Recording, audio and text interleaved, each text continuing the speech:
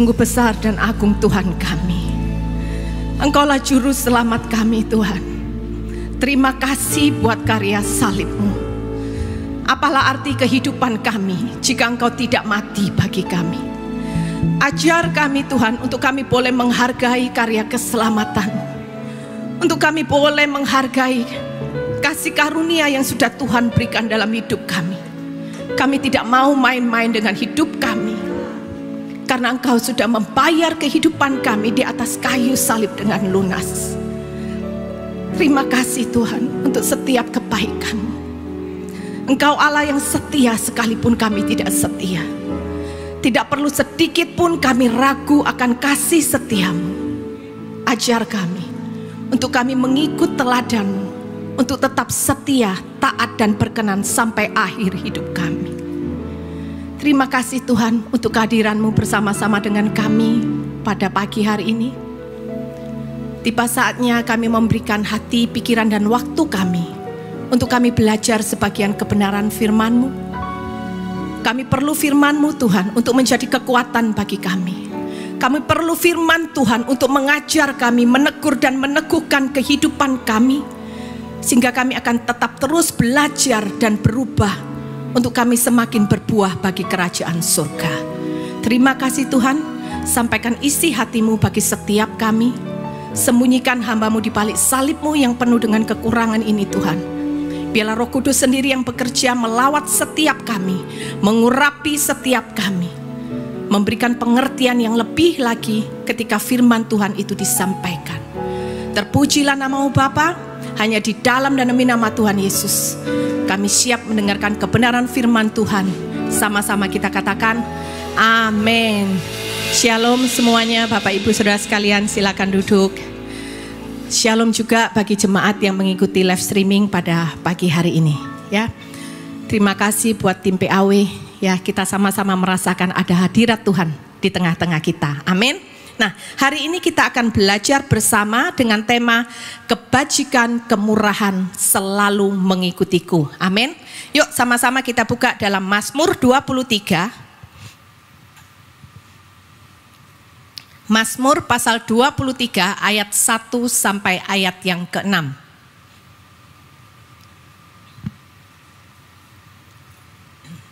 Mazmur 23 ayat 1 sampai yang ke-6.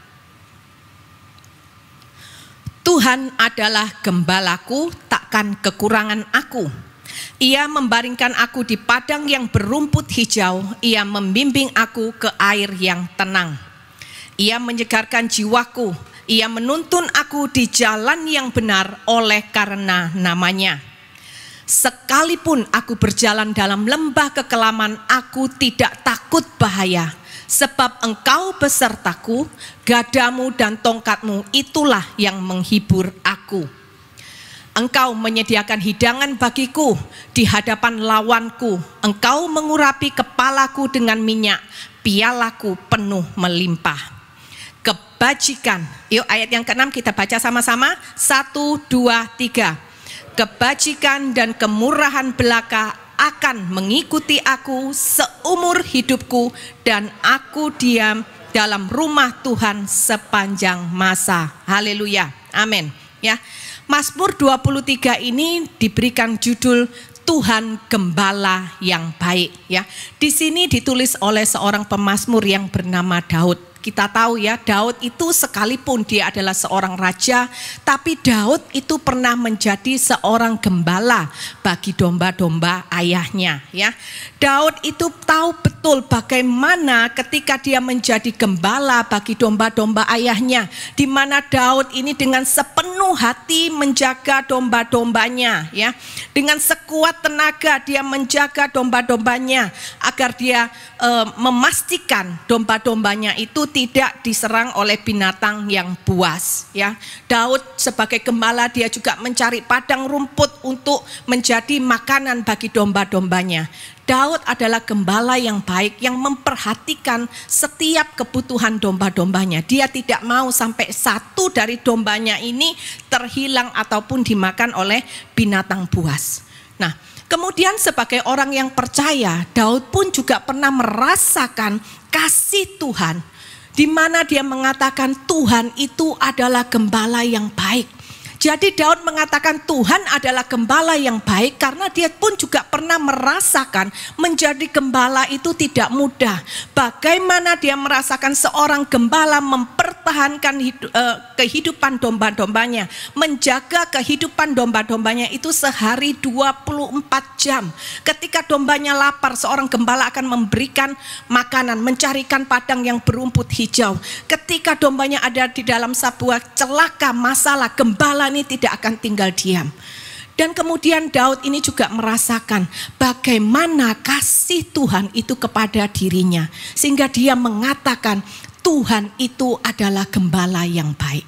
Jadi Mazmur 23 ini ditulis oleh Daud bukanlah sebuah pengharapan Daud kepada Tuhan, tetapi adalah sebuah pengalaman hidup di mana Daud merasakan dan mengalami sendiri di dalam hidupnya bahwa dia punya gembala yang baik, yaitu Tuhan Yesus Kristus. Dan hari ini Daud menuliskan pesannya dalam Mazmur 23 supaya saudara dengan saya juga bisa percaya dan mengalami bahwa di dalam hidup kita punya gembala yang baik, yaitu Tuhan Yesus Kristus. Amin.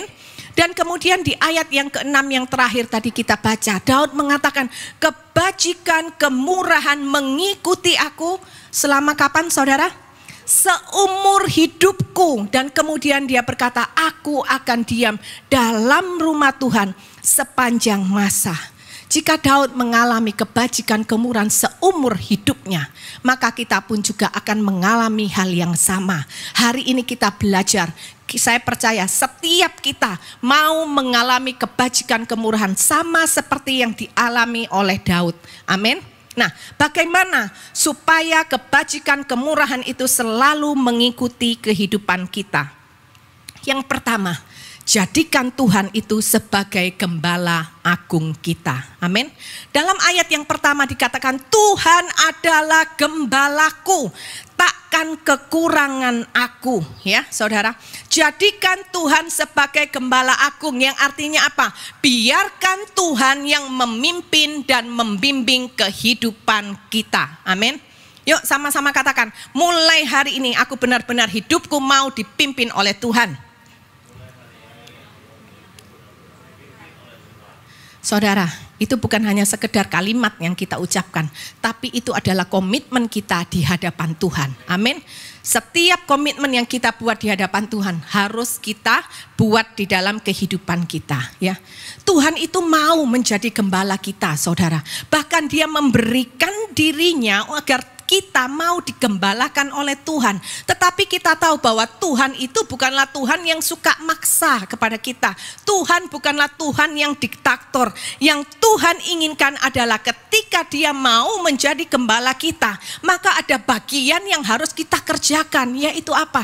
Kita memberikan hidup kita memberikan diri kita datang kepada Tuhan dan kita berkata, Tuhan, mulai hari ini pimpinlah dan bimbinglah setiap langkah hidupku untuk aku masuk di dalam rencanamu yang terbaik. Amin saudara. Ya, jika hari ini kita mau menikmati hari-hari yang baik, bahkan seumur hidup kita, sama seperti ketika Daud sudah mengalaminya dan Daud menceritakan itu semua kepada kita. Itu agar apa? Kita mengikuti jejak apa yang sudah dilakukan oleh Daud. Kita nggak perlu lagi hanya bertanya-tanya, masa iya sih, masa benar sih. Ketika Daud mengalami kebajikan, kemurahan seumur hidupnya, karena Daud menjadikan Tuhan sebagai gembala di dalam hidupnya, maka ketika kita menjadikan Tuhan gembala yang agung di dalam kehidupan kita, maka apa yang dialami Daud juga akan kita alami seumur hidup kita. Amin saudara ya. Jadi hari ini ayo putuskan mulai hari ini bahwa Tuhan benar-benar gembala kita. Jangan kita ini seperti saya dulu ya. Saya hanya tahu Tuhan saya itu bernama Tuhan Yesus, tapi saya tidak benar-benar memberikan hidup saya untuk dipimpin oleh Tuhan. Jadi apa yang saya alami adalah apa? Masalah demi masalah. Bukan berarti ketika mengikut Tuhan kita tidak ada masalah, bukan. Tetapi ketika saya tidak memberikan hidup saya dipimpin oleh Tuhan, maka ketika saya mengalami masalah, itu saya menjalani masalah itu dengan kekuatan saya sendiri. Dan apa yang saya alami membuat kehidupan saya semakin hari semakin terpuruk. Karena kenapa saudara? Kita kenapa kok perlu gembala? Daud mengatakan Tuhan itu gembala dan kita dombanya. Saudara tahu kenapa? Domba itu memiliki pandangan yang buruk, ya, dibandingkan dengan binatang yang lain. Domba ini memiliki pandangan yang buruk. Domba itu tidak bisa memiliki pandangan yang jauh ke depan. Jarak pandang domba itu buruk sekali, saudara. Oleh karena itu domba itu sukanya apa? Berkerumun. Karena apa? Dengan dia stay di dalam kerumunan, seorang domba itu merasa aman. Bukankah kita ini juga seperti domba, saudara? Kita tidak bisa memiliki jarak pandang yang jauh dalam hidup ini. Karena apa? 1 menit ke depan, 5 menit ke depan, 1 jam ke depan, kita tidak tahu apa yang akan terjadi di dalam kehidupan kita. Amin. Oleh karena itu Daud berkata apa? Kita perlu gembala, yaitu Tuhan Yesus. Sehingga seorang gembala itu yang akan menuntun dan memimpin kehidupan kita langkah demi langkah, hari demi hari, minggu demi minggu. Dan itu akan Tuhan Yesus lakukan dalam kehidupan kita seumur hidup kita. Amin. Kita perlu seorang gembala. Karena apa? Tanpa gembala kita tidak tahu arah kita. Tanpa gembala kita nggak tahu apa yang akan terjadi ke depan. Memang Tuhan tidak langsung memberitahu, oh besok terjadi ini, nanti terjadi ini. Tetapi yang membedakan apa? Semua orang tidak tahu, tapi yang membedakan bagi orang yang percaya, yang memberikan hidupnya untuk digembalakan oleh Tuhan, kita tidak berjalan sendiri. Amin. Seorang gembala akan selalu berjalan bersama dengan kita. Seorang gembala Tuhan Yesus akan selalu memastikan bahwa jalan yang kita ambil, langkah yang kita ambil bukanlah langkah kecelakaan, tetapi langkah yang penuh dengan damai sejahtera dan penuh pengharapan. Amin. Sehingga kebajikan, kemurahan itu akan selalu kita nikmati seumur hidup kita. Amin. Dengan menjadikan Tuhan sebagai gembala, itu artinya apa? Yesus cukup bagiku. Ya, coba kita lihat dalam ayat yang ke-1 tadi. Dikatakan Tuhanlah gembalaku, kemudian apa? Takkan kekurangan aku. Nah, dalam The Message Bible ya dikatakan God my shepherd, I don't need a thing. Artinya apa? Ketika aku menjadikan Tuhan sebagai gembalaku, aku punya segalanya. Aku tidak perlu lagi yang lain. Bersama gembala kita merasa komplit. Bersama gembala agung kita merasa sempurna. Sehingga kita tidak kekurangan suatu apapun. Amin. Bukan berarti kalau gembala kita adalah Tuhan, Tuhan adalah gembalaku, takkan kekurangan aku, bukan hanya berbicara materi, tapi ini berbicara tentang iman. God is my shepherd, I don't need a thing. Artinya apa? Tuhan gembalaku, aku nggak perlu lagi yang lainnya. Amin, saudara. Iman seperti itulah yang harus kita kejar. Mengikut Tuhan, jangan selalu kita bicara tentang berkat jasmani. Karena apa? Ketika kita memikirkan berkat jasmani, iman kita tuh terlalu dangkal, saudara. Percayalah, Tuhan berkata apa? Sebelum engkau mendoakan, Tuhan itu sudah tahu. Dan Tuhan tahu setiap kebutuhan kita. Dikatakan oleh Daud, Tuhan itu bukan hanya sekedar gembala. Karena ada gembala yang baik, ada gembala yang jahat. Tetapi Daud berkata, Tuhan adalah gembala yang baik.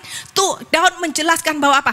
Engkau tidak perlu takut, engkau tidak perlu khawatir akan hidupmu. Karena Tuhan akan selalu memenuhi kebutuhanmu setiap hari. Amin. Dan di sini ketika dikatakan Tuhan gembalaku, I don't need a thing. Ini berbicara tentang iman. Kalau kita mau menjadikan Tuhan sebagai gembala kita, maka kejarlah iman yang seperti ini. Iman yang apa? Kita bisa berkata, kita belajar, Tuhan aku mau imanku tetap terus bertumbuh. Semakin hari semakin naik level. Aku mau imanku enggak seperti kemarin-kemarin. Aku mau berubah. Apa itu? Selama aku punya Tuhan, maka aku punya segalanya di dalam hidup ini. Amin. Kira-kira menurut saudara, kalau kita punya iman seperti itu, keren gak? Keren. Siapa yang bisa punya iman seperti itu? Apakah hanya pendeta? Apakah hanya pejabat gereja? Apakah hanya majelis? Tidak. Semua orang bisa punya iman seperti itu. Asal dia mau berusaha, dia mau melekat terus hidup dengan Tuhan. Maka percayalah, Tuhan akan membawa level iman kita semakin hari semakin naik. Mengapa kita perlu iman itu bertumbuh, saudara? Masalah hari demi hari kita bisa melihat ya. Kehidupan kita semakin hari itu semakin mudah atau enggak? Masalah itu semakin banyak atau enggak? Sakit penyakit itu semakin sedikit atau macamnya semakin banyak? Semakin sulit. Tapi buat anak Tuhan tidak perlu menjadi takut. Asal apa? Ini loh, kalau kita punya iman yang seperti ini, asal ada Tuhan dalam hidupku, aku gak perlu yang lain, aku punya segalanya. Karena kita percaya di dalam Tuhan selalu ada solusi, di dalam Tuhan selalu ada kekuatan, di dalam Tuhan selalu ada sukacita, di dalam Tuhan selalu ada pengharapan. Amin, saudara. Gak perlu takut, jadikan Tuhan itu gembala kita dengan apa?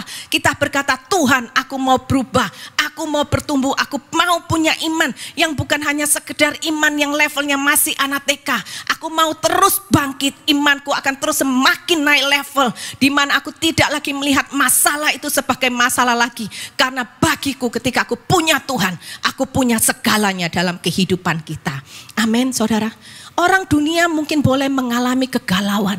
Orang dunia boleh mengalami ketakutan. Tetapi itu bukan bagi kita orang yang percaya. Amin. Mereka boleh punya segala hal dalam kehidupan mereka. Mereka boleh punya harta yang banyak. Mereka boleh punya jabatan yang tinggi. Tetapi buat anak Tuhan, sekalipun kita nggak punya harta yang berlimpah seperti mereka, sekalipun kita nggak punya satu jabatan pun di dalam hidup kita, tetapi asal kita punya Tuhan, kita berkata, aku tidak perlu yang lain. Amin. Karena kita harus ingat, hidup di dunia itu hanya sementara. Kita mau semua masuk surga. Dengan siapa kita berjalan? Kita punya harta yang banyak. Tidak bisa harta membawa kita masuk surga, saudara. Amin. Banyak orang yang kaya, yang hartanya itu tidak habis 7 turunan. Tapi mereka berkata apa? Mereka nggak bisa tidur nyenyak. Ada seorang ibu, saudara, dia berkata gini, saya punya harta berlimpah. Tapi saya iri dengan tukang becak yang di pinggir jalan. Saya lihat ketika di jalan, tukang becak itu di dalam panasnya, dengan kena hujan, kena dingin, tukang becak bisa tidur nyenyak di dalam becaknya, dengan kaki yang ditekuk, dengan meringkuk. Saya punya kasur harganya ratusan juta, tapi saya nggak bisa tidur nyenyak. Lihat, saudara, apa yang bisa kita andalkan dalam kehidupan kita? Hartamu tidak bisa memberikan damai sejahtera. Hartamu tidak bisa memberikan engkau kekuatan. Ketika kita dilanda COVID, kita mau punya uang sebanyak apapun, kita tidak bisa membeli oksigen. Amin. Mungkin tahun lalu, bulan Juli, kita semua di Surabaya kacau. Ya, sampai ada seorang teman saya berkata, rumah sakit sudah seperti medan perang. Kita mau masuk ke UGD hanya untuk ketemu dokter aja harus antri ambil nomor. Dan nomornya itu bukan hanya puluhan tapi sudah ratusan. Jadi kalau hari ini dapat nomor 80, dapat nomor 100, berarti itu masih besok baru kita bisa ketemu. 24 jam. Mau masuk rumah sakit, susternya bilang gini, oke Bu, mau masuk rumah sakit ya, pakai waiting list ya Bu. Teman saya tanya, berapa lama Sus? Nggak tahu Bu, ini juga sudah banyak yang waiting list. Sampai teman saya bilang, mungkin saya sudah mati Sus, gitu ya. Lihat, saudara, apa yang bisa kita andalkan di dalam kehidupan kita di dunia ini? Tidak ada satupun yang bisa kita andalkan. Hanya memiliki Yesus. Maka percayalah, ketika engkau berjalan bersama dengan Tuhan, ketika engkau membiarkan gembalamu yang menjaga hidupmu, ketika engkau membiarkan gembalamu yang memimpin hidupmu, maka percayalah, mau dunia bergejolak seperti apapun, bagian kita adalah kebajikan, kemurahan yang akan selalu mengikuti kehidupan kita. Amin, saudara. Tapi ini semua kita mau menjadikan punya iman yang luar biasa. Punya iman yang berkata punya Yesus segalanya adalah segalanya cukup bagi kita. Itu tidak akan bisa kalau kita, saudara dengan saya, tidak memiliki hubungan yang melekat dengan Tuhan. Amin. Bagaimana kita bisa punya hubungan yang melekat dengan Tuhan? Bagaimana supaya kita hidup di dalam Dia dan Dia di dalam kita? Ayo buang hari ini yang namanya apa? Keinginan-keinginan kita yang tidak sesuai dengan kehendak Tuhan. Buang semuanya. Kita harus belajar setiap hari kita buka mata tanya sama Tuhan. Tuhan, hari ini apa kehendak-Mu dalam hidupku? Hari ini aku mau menjadi berkat dan itu yang akan aku lakukan di dalam hidupku. Aku benar-benar mau tanggalkan keinginanku. Aku benar-benar mau tanggalkan kehidupan dosaku yang tidak berkenan. Dosa sekecil apapun, aku akan belajar Tuhan untuk aku mau menanggalkannya. Apa dosa yang kecil, yang kita anggap sering kita anggap remeh. Padahal kita tahu di hadapan Tuhan tidak ada dosa besar, tidak ada dosa kecil. Semua dosa itu sama. Makanya Tuhan berkata apa? Jangan engkau menghakimi orang lain ketika mereka berbuat dosa. Karena apa? Hanya beda dosanya. Hanya beda bentuk dosanya, tapi sama-sama orang berdosa. Hal yang simpel, yang sering kali kita anggap gak apa-apa. Itu apa? Berbohong. Amin. Kadang-kadang tuh kita itu sekalipun orang percaya, masih banyak loh kita dengar. Gak apa-apa kalau berbohong. Bohong itu ada 2 macam, Bu. Saya diajarin, oh ya? 2 macam maksudnya gimana? Bohong putih sama bohong hitam. Saya bilang, loh memangnya ada warnanya tak Bu? Ada colornya? Dia bilang, bukan Bu. Kalau bohong putih, ya kita berbohong demi kebaikan. Yang penting suami nggak marah gitu ya. Yang penting teman saya nggak marah jadi aman semua damai. Nah itu bohong putih. Itu nggak apa-apa Bu. Soalnya bohongnya mendatangkan kebaikan. Itu kan menurut versimu. Saya bilang ada nggak dalam kebenaran firman Tuhan bohong putih, bohong hitam? Ada nggak? Tuhan justru berkata ketika engkau percaya mengikut Tuhan, jangan menjadi apa? Suam-suam kuku. Jangan menjadi abu-abu, putih atau hitam. Amin. Menjadi orang percaya kita benar-benar harus militan di dalam Tuhan. Sekalipun itu orang berkata itu hal kecil, buat kita bukan hal kecil. Selama itu kebenaran harus kita lakukan, kita pertaruhkan demi apapun. Amin. Karena Tuhan juga memberikan hal yang sama. Dia memberikan bukan hal kecil, tapi dia berikan seluruh hidupnya buat kita. Dia mati di atas kayu salib supaya saudara dengan saya bisa mengalami kebajikan dan kemurahan seumur hidup kita. Amin saudara. Ayo hari-hari ini kita belajar. Saya juga belajar untuk enggak bohong walaupun sekecil apapun. Susah enggak? Ya enggak gampang. Ada harga yang harus dibayar enggak? Iya. Kadang-kadang ketika enggak sengaja melakukan kesalahan, wah ini nak bohong aman ini, suami enggak marah. Tapi kembali lagi, saya mau fokus untuk saya enggak kena marah dari suami, saya aman. Atau fokus saya mau menyenangkan hati Tuhan. Jadi ketika ditanya ya saya bilang iya sorry, tadi begini-begini. Kena ngomel enggak? Ya kadang kena ngomel. Kadang kalau suami lagi hati baik ya enggak kena ngomel, ya puji Tuhan. Tapi yang penting kita belajar. Ketika kita melakukan segala sesuatu, kita harus belajar untuk menerima resikonya. Amin. Tetapi ketika kita berani jujur, bukankah itu Tuhan di surga melihat kita itu tersenyum? Amin. Tuhan itu tidak pernah melihat sekecil sebesar apapun yang engkau lakukan. Asal Tuhan melihat hati kita tulus dan Tuhan melihat perjuangan kita untuk melakukan kebenaran. Di situ hati Tuhan itu disenangkan. Amin, saudara. Ya. Yang kedua, bagaimana supaya kebajikan kemurahan itu mengikuti kita. Yang kedua adalah memilih tetap bersama dengan Tuhan sekalipun mengalami lembah kekelaman. Ya, coba kita baca dalam ayat yang ketiga. Ya, ayat yang ketiga. Ia menyegarkan jiwaku. Nah, di sini Daud berkata, ketika dia berjalan bersama dengan Tuhan, Tuhan itu menyegarkan jiwanya sehingga Daud tidak menjadi loyo. Karena apa? Karena Tuhan selalu memberikan kekuatan, penghiburan dan pengharapan di dalam hidupnya. Nah, kemudian dilanjutkan lagi setelah dia berkata, ia menyegarkan jiwaku. Daud juga berkata, ia menuntun aku di jalan yang benar oleh karena namanya. Dikatakan oleh karena namanya. Artinya apa?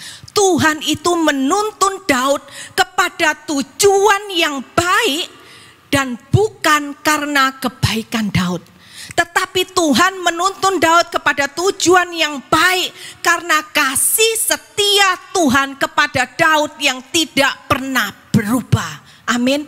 Di sini Daud ingin mengajarkan kepada kita apa? Percayalah kepada Tuhan segenap hatimu, karena Tuhan adalah Tuhan yang setia, sekalipun kita domba-dombanya itu tidak setia. Ketidaksetiaan kita tidak bisa merubah kesetiaan Tuhan, karena Dia adalah Allah yang sama mulai dahulu, sekarang, sampai selama-lamanya. Kalau dulu Allah setia, sampai selamanya Dia setia. Tetapi bukan berarti ketika kita tahu Tuhan setia kemudian kita main-main dengan hidup ini. Tidak. Tetapi justru ketika kita tahu Tuhan itu Allah yang setia, kasih setianya tidak berubah, mengajarkan kepada kita untuk apa? Menghargai kehidupan yang sudah Tuhan berikan kepada kita. Mengajarkan untuk kita belajar bisa seperti Tuhan, untuk tetap setia dalam keadaan apapun dalam kehidupan ini. Amin. Kemudian dilanjutkan lagi oleh Daud dalam ayat yang keempat. Sekalipun berjalan dalam lembah kekelaman, aku tidak takut bahaya. Ayat yang ketiga, Daud berkata apa? Tuhan yang memimpin jalan hidupku kepada satu tujuan yang baik. Benar? Kemudian ayat yang keempat, Daud berkata, sekalipun aku berjalan dalam lembah kekelaman. Rupanya saudara, setelah Daud ini mengikuti pimpinan Tuhan, Daud berada di lembah kekelaman. Jadi jelas dikatakan di sini, Daud berada di lembah kekelaman bukan karena sebuah kebetulan. Tetapi ketika Daud mengikuti pimpinan Tuhan, justru kemudian Tuhan ini membawa Daud kepada sebuah masa lembah kekelaman, saudara. Daud mengikuti pimpinan Tuhan dan kemudian dia mengalami satu masalah dalam hidupnya. Inilah kebenaran yang harus kita tahu, saudara. Bahwa kadang ketika kita mengikut Tuhan, mengikut pimpinan gembala agung kita, sudah melakukan yang benar, tidak membawa kita kepada satu keadaan yang lebih baik, malah sebaliknya yang buruk itu menimpa kita. Amin. Jadi tidak usah heran ketika hari-hari ini saudara sudah setia mengikut Tuhan. Saudara melakukan kebenaran. Kemudian ada masalah yang terjadi dalam kehidupan saudara. Kemudian saudara protes kepada Tuhan. Berkata, Tuhan, kenapa semakin aku setia, semakin banyak masalah dalam hidupku. Karena bagi Tuhan membawa kita berjumpa dengan satu masalah itu bukan hal yang besar. Tetapi memang Tuhan sedang ajarkan kepada kita untuk apa? Di dalam masalah Tuhan mengingatkan kita bahwa engkau adalah domba-dombaku yang harus selalu mengandalkan dan bersandar kepada kekuatan Tuhanmu. Amin, saudara. Ya, kadang kita jujur di dalam pekerjaan. Namun kemudian mungkin adalah salah satu rekan kerja dari saudara yang dia mau korupsi. Saudara juga diminta untuk buat nota yang fiktif. Saudara enggak mau, apa yang dilakukan? Saudara dikucilkan, saudara dimusuhi. Bukankah itu juga termasuk apa bisa yang Daud terima? Sudah melakukan kebenaran tapi saudara masih dimusuhi oleh orang lain. Mungkin saudara giat juga di dalam pelayanan, saudara setia, saudara sungguh-sungguh. Tapi ada rekan pelayanan yang tidak suka sama saudara, ingin menyingkirkan saudara. Bukankah itu juga masalah yang saudara temui ketika saudara sudah melakukan kebenaran dan saudara sudah hidup dipimpin oleh Tuhan. Tetapi kebenarannya adalah apa? Kita belajar dari Daud. Ketika kita sudah melakukan kebenaran, ketika hidup kita sudah dipimpin Tuhan, tapi kita menghadapi lembah kekelaman, mari hari ini kita belajar dari Daud. Daud berkata apa? Sekalipun aku berjalan dalam lembah kekelaman, aku tidak takut bahaya. Mengapa? Karena bagi Daud, kalau memang Tuhan memimpin aku dan membawaku mengalami lembah kekelaman, maka aku tidak takut. Karena aku tahu Tuhan besertaku di dalam lembah kekelaman itu. Amin, saudara.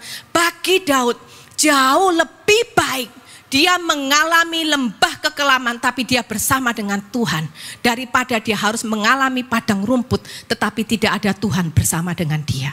Amin. Hari ini jika engkau sudah mengalami yang namanya engkau melakukan kebenaran, engkau sudah hidupmu dipimpin oleh Tuhan, tapi hari ini engkau mengalami lembah kekelaman, bukan karena salahmu, hanya karena orang yang tidak suka terhadap hidupmu, orang yang ingin mencelakakan engkau. Pilihannya ada di tangan kita. Kita mau memilih seperti Daud. Kita berkata, Tuhan, gak apa-apa bagiku. Aku gak akan protes, aku gak akan marah. Karena bagiku selama aku dalam lembah kekelaman, aku tetap bersama dengan Tuhan. Itu jauh lebih baik daripada aku berada di zona nyaman. Aku disukai begitu banyak manusia, tetapi tidak ada Tuhan yang bersama dengan aku. Amin. Ketika kita memilih untuk kita tetap berada dalam lembah kekelaman, kita berjalan bersama dengan Tuhan. Percayalah Tuhan, di mana ada Tuhan bersama dengan kita, maka kebajikan, kemurahan itu akan selalu ada buat kita. Amin. Bukan karena kebaikan kita, tapi semuanya karena kasih setia Tuhan bagi orang-orang yang benar, yang mau melakukan kebenaran firman, yang berani bayar harga apapun itu harganya. Seperti Sadrak, Mesak, Abednego, mereka tetap memilih mereka berada di dapur perapian bersama dengan Tuhan, daripada mereka harus menyembah patung yang dibuat oleh raja. Mereka berkata, enggak apa-apa, enggak di zona nyaman. Karena apa? Aku tahu di zona nyaman itu aku tidak ada bersama dengan Tuhan. Tetapi di sana yang dikatakan lembah kekelaman, di mana orang dunia tidak mau di sana, tetapi aku memilih, aku tetap di sana. Karena bagiku ada Tuhan, segalanya itu cukup bagiku. Amin, saudara. Yuk sama-sama kita belajar, ya. Lembah kekelaman itu mengajarkan kepada kita untuk kita selalu mengandalkan Tuhan dalam hidup ini. Lembah kekelaman mengajarkan kepada kita apa arti hidup kita tanpa Tuhan. Lembah kekelaman mengajarkan kepada kita untuk kita selalu dengar-dengaran dengan suara gembala. Karena apa? Gembala akan menuntun kita kepada tujuan yang baik karena kasih dan kemurahannya bagi kita. Sekalipun kita berada dalam lembah kekelaman, Tuhan tetap menuntun, Tuhan tidak akan meninggalkan, dan Tuhan akan berjalan di depan kita, memimpin kehidupan kita, dan Dia akan membawa kita keluar dari lembah kekelaman. Kita bukan hanya mengalami pemulihan, tetapi ketika kita setia dalam lembah kekelaman bersama dengan Tuhan, percayalah, ketika kita melihat pintu pemulihan, kemuliaan Tuhan itu akan dinyatakan dalam kehidupan kita. Amin. Dan akan banyak mata melihat, telinga yang mendengar bahwa ada seorang anak Tuhan yang berjalan, yang berusaha tetap setia dengan imannya mengikut Tuhan. Dan Tuhan tidak akan pernah tutup mata kepada orang yang berani bayar harga, mempertaruhkan apapun dalam hidupnya. Untuk dia berkata apa? Sekali Yesus, tetap Yesus dalam hidupku. Amin, saudara. Melalui proses, melalui lembah kekelaman, kita itu bisa menjadi berkat. Amin, saudara. Bagi orang percaya, jauh lebih baik di dalam lembah kekelaman bersama dengan Tuhan daripada kita di zona nyaman, tapi kita nggak punya Tuhan dalam kehidupan kita. Amin, saudara. Yang ketiga, kebajikan dan kemurahan mengikuti kita. Karena apa? Tuhan yang menjadi pembela kita dari musuh kita. Ya, ayat yang kelima.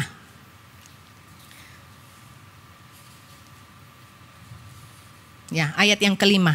Engkau menyediakan hidangan bagiku di hadapan lawanku. Engkau mengurapi kepalaku dengan minyak, pialaku penuh melimpah. Ada dua musuh ya dalam kehidupan kita ya. Tuhan menjadi pembela kita dari musuh kita. Yang pertama adalah apa? Tuhan pembela dari siapa? Pendakwa kita. Siapa pendakwa kita? Itu adalah iblis, saudara. Kita tahu bahwa iblis itu tidak akan pernah melepaskan orang percaya begitu saja. Iblis itu berusaha dengan giat membuat saudara dengan saya jatuh setiap saat ketika kita lengah. Amin.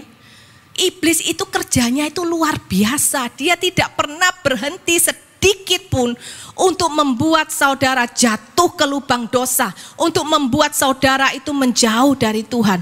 Oleh karena itu kita itu jangan mau kalah sama iblis.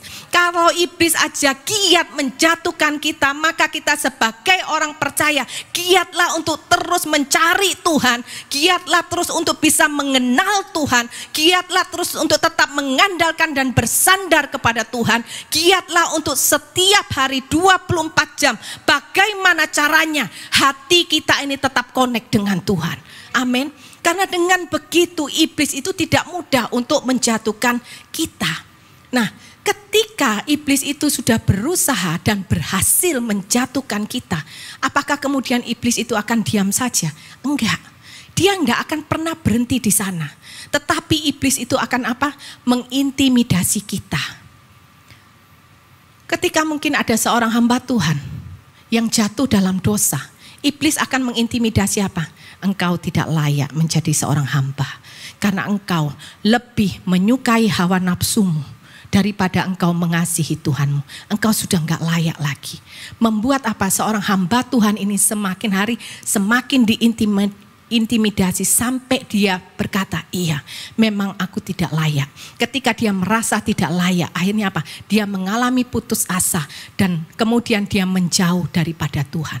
Banyak daripada anak-anak Tuhan ketika sudah jatuh dalam dosa, iblis itu terus mengintimidasi, engkau enggak layak, engkau enggak layak. Sehingga membuat anak Tuhan ketika jatuh itu kemudian dia merasa enggak layak.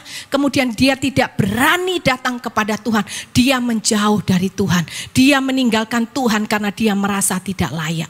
Dan ketika itu terjadi, apa yang dilakukan oleh iblis? Iblis tepuk tangan, iblis berkata, saya menang. Tetapi di saat yang sama Tuhan itu bersedih. Karena Tuhan mau ketika kita jatuh dalam dosa, Tuhan ingin setiap kita itu tahu dan sadar bahwa Tuhan selalu menunggu kita dengan tangannya terbuka. Tuhan berkata apa? Datanglah kepadaku, aku tetap mengasihi engkau. Amin. Saudara, bukan hanya karena kita berbuat dosa sekali Tuhan itu membuang kita. Enggak, itu mungkin manusia. Tetapi Tuhan tidak pernah membuang kita. Yang perlu kita lakukan ketika kita berdosa adalah apa? Datanglah kepada Tuhan, tersungkurlah di kaki Tuhan. Kemudian katakan, Tuhan ampuni dosaku. Hari ini aku mau bertobat. Berikan aku kekuatan, berikan aku pimpinan supaya aku tetap teguh untuk berjalan di dalam kebenaran-Mu dan aku tetap menjadi hamba-Mu yang setia sampai akhir hidupku. Menurut saudara, apakah Tuhan itu akan membuang kita kalau kita seperti itu? Enggak, saudara. Itulah dikatakan apa? Kebajikan, kemurahan mengikuti kita seumur hidup. Karena apa? Ketika kita jatuh dalam dosa, Tuhan tidak membuang kita. Tetapi Dia tetap menunggu dengan setia agar saudara dengan saya datang kembali tersungkur di hadapannya. Oleh karena itu hari ini, jika mungkin ada di antara kita yang masih berjuang untuk saudara keluar dari kehidupan dosa, ayo. Jangan tunggu waktu lagi, datang kepada Tuhan. Jangan dengarkan intimidasi iblis. Dia adalah seorang pendakwa yang ingin menghancurkan kehidupan kita.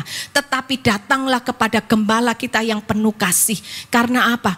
Kasihnya selalu ada buat kita. Bukankah Tuhan berkata, aku datang ke dunia untuk menyelamatkan orang-orang yang berdosa. Dia mati di atas kayu salib. Untuk apa? Menebus dosa kita. Hari ini kalau kita masih hidup di dalam dosa, ayo jangan pikir apa-apa lagi.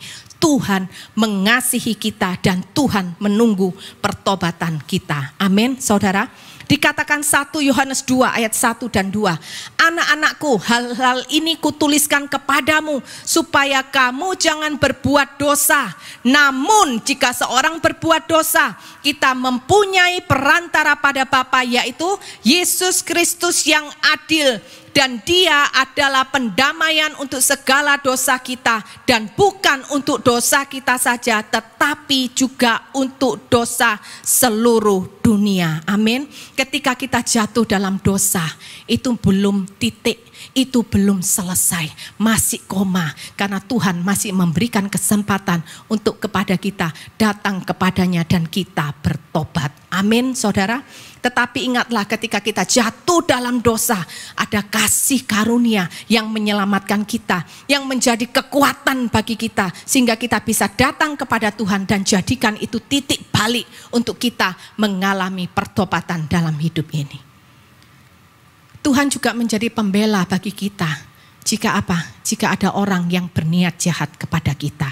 Amin, saudara. Kita tuh tidak perlu takut kepada siasat orang lain yang berusaha menjatuhkan kita.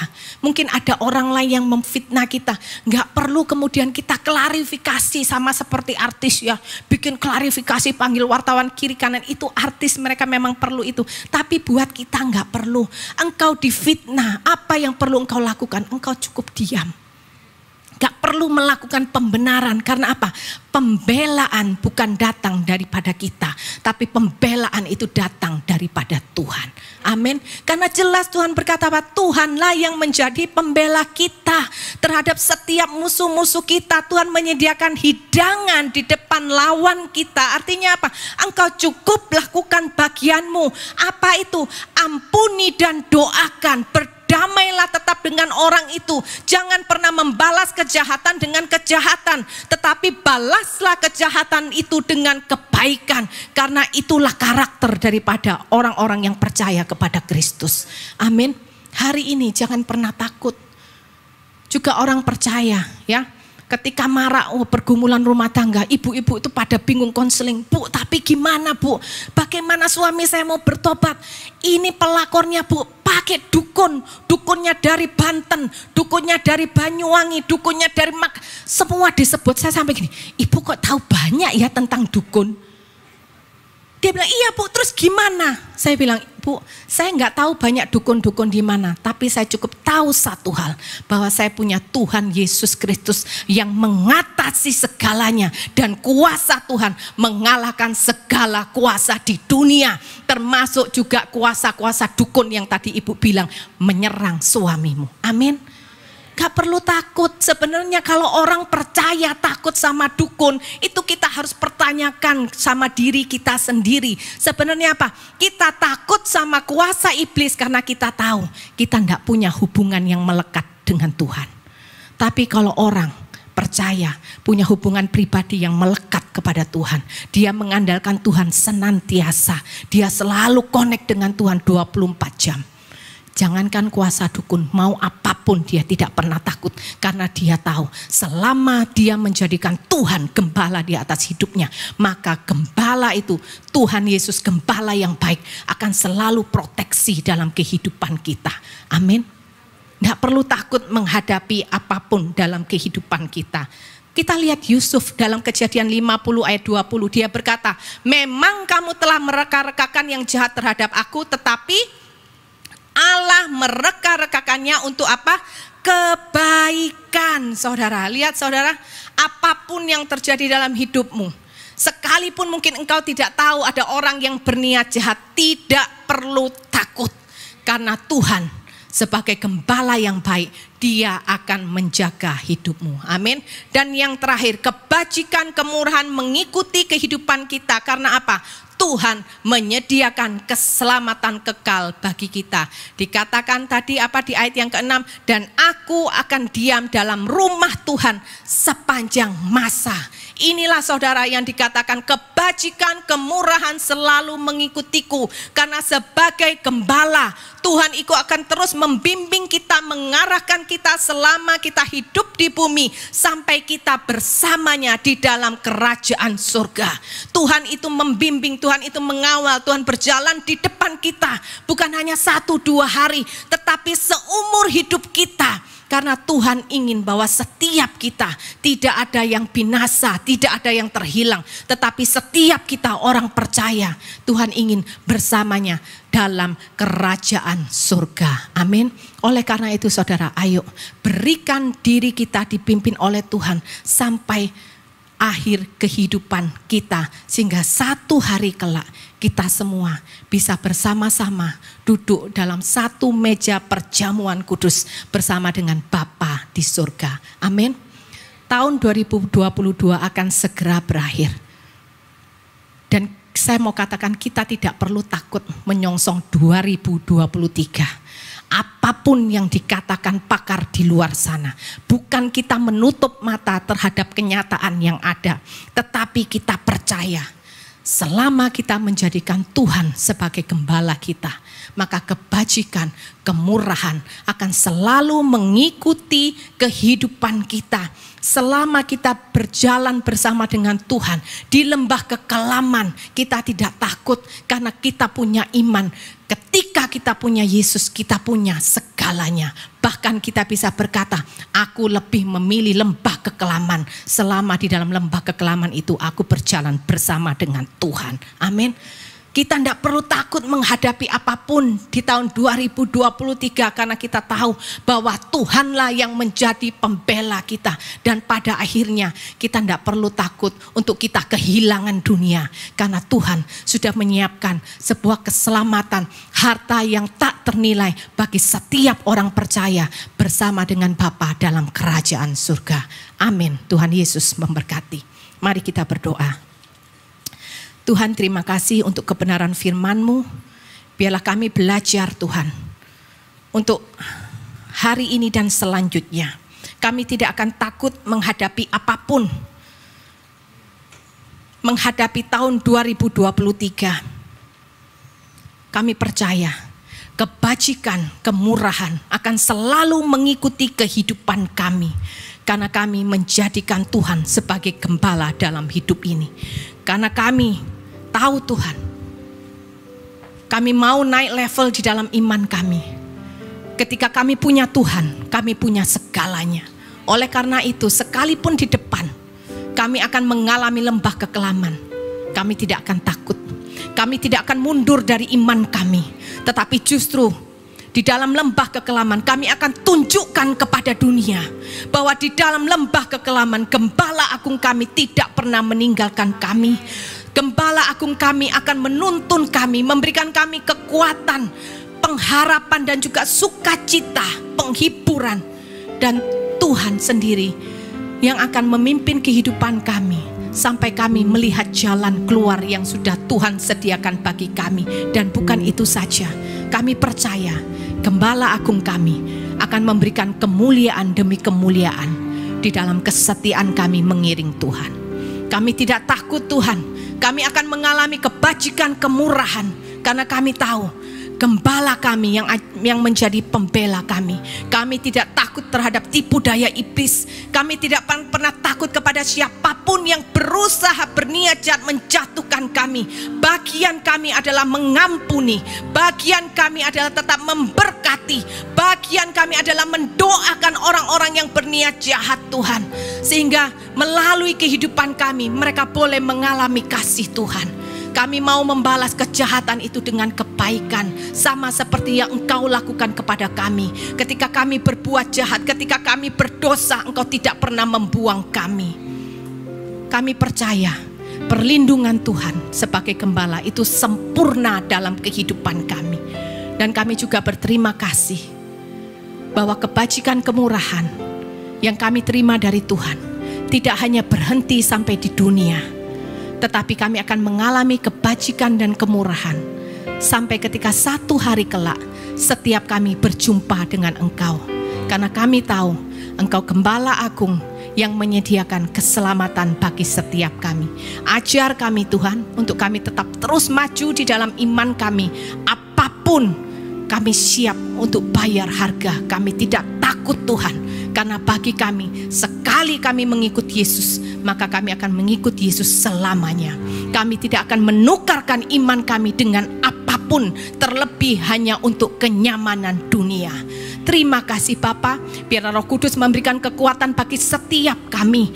Firman Tuhan yang sudah kami dengar, biarlah Roh Kudus sendiri yang memeteraikannya di hati kami dan membuat kami mampu untuk melakukannya di dalam kehidupan kami. Sehingga benar-benar setiap kami, terutama jemaat-Mu di tempat ini dan juga jemaat-Mu yang mengikuti live streaming Tuhan, setiap kami boleh menjadi hamba-hamba yang berkenan dan setia sampai pada akhirnya. Terima kasih Tuhan Yesus yang baik, biarlah puji, hormat, kemuliaan hanya kami kembalikan ke dalam satu nama, Tuhan kami Yesus Kristus. Haleluya. Amin. Tuhan Yesus memberkati.